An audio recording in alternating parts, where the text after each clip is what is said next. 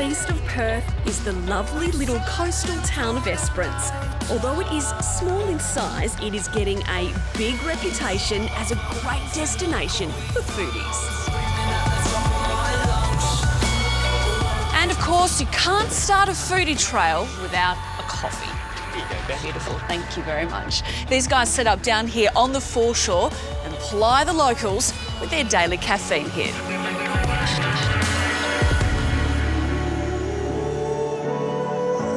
The Mediterranean climate here means it's perfect conditions for growing olives.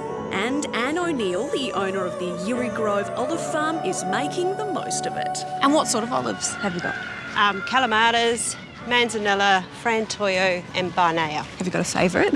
Calamatas. Is it like picking a favourite child? Yes, it is. Yeah. And how come? Why the calamatas? I think because they're a dual-purpose olive, so you can have them as an eating olive or oil olive, and they're just a really pretty tree.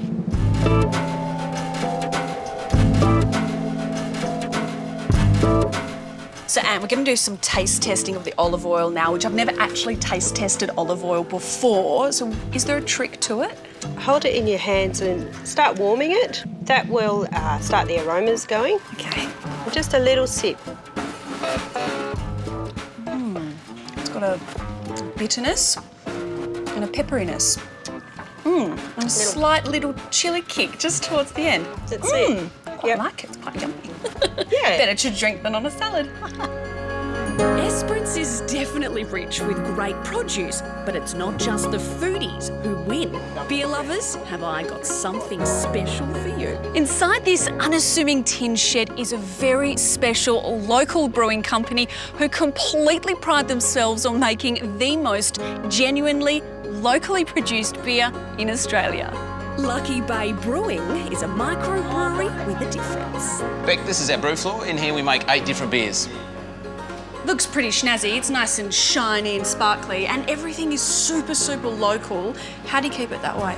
Well, essentially, we're part of the community here, and I'm involved in the grains industry, and that's why we chose to always use some of our local Esperance barley and Esperance wheat in some cases in our beers. But it's more than just the grain that's local, right?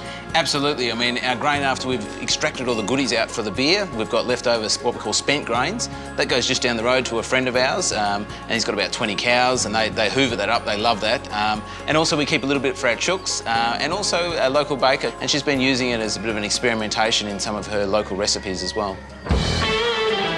So Nigel, what have we got here? I'm super keen to start tasting. Right, Beck. Well, our first beer is our Pale Ale. It's by far the most popular beer we have. Oh, that goes down quite easy, actually.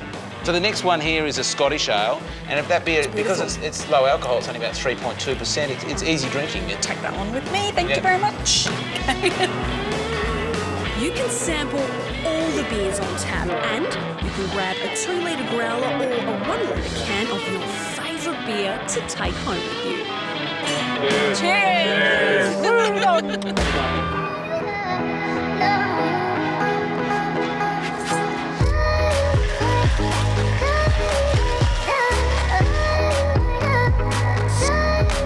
The perfect way to finish the day is with a delicious cocktail, thank you, yummy food and great live music, and the Taylor Street Quarters has it all. This family-run restaurant and bar makes great use of local produce, with head chef Dean Wood utilising all that the growers and producers have to offer. We get beautiful seafood down here, octopus straight out the water. We get a guy come in and drop that off to us. It's very important for us to stay local. So Sophie, you're the manager here. Your partner's head of the kitchen. Yes. It is a real family affair. It sure is, yeah. And this building has some serious history as well. Yeah, it does. We wanted to bring a bit of history back into the name of the building, the Taylor Street Quarters. It was a nurses' quarters back in Wellard, and it was shipped here as a hospital and then turned into a nurses' quarters in the 1960s. Oh, well, it's got that really cosy, nice vibe about it, and this food looks so good. What have we got here? Okay, so this is one of the special dishes here. It's the homemade brioche bun slider board. Yum. We've got some rare beef with fried artichoke and capers, a bit of parmesan. We've got mac and cheese croquettes. Yum. Snapper ceviche with tapioca crisps. Delicious. All right, well, I think we should dig in, yeah? Let's do it. Yeah, I'm going straight for a slider.